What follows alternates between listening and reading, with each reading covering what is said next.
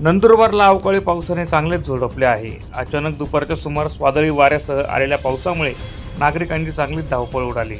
अवकाळी पावसाने दमदार हजेरी लावल्याने नंदुरबार कृषी उत्पन्न बाजार समितीमधील धान्य भिजल्याने शेतकऱ्यांचे मोठ्या प्रमाणात नुकसान झाले आहे। अचानक आलेल्या पावसामुळे सर्वांचीच तारांबळ उडाली होती। हवामान खात्याने 6 मे ते 8 मे पर्यंत पाऊस पडण्याचा अंदाज व्यक्त केला होता।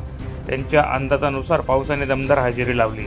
या अवकाळी पावसामुळे नागरिकांना उकाड्यापासून दिलासा मिळाला असला तरी शेतकऱ्यांचे मात्र मोठ्या प्रमाणात नुकसान होण्याची दाट शक्यता निर्माण झाली आहे।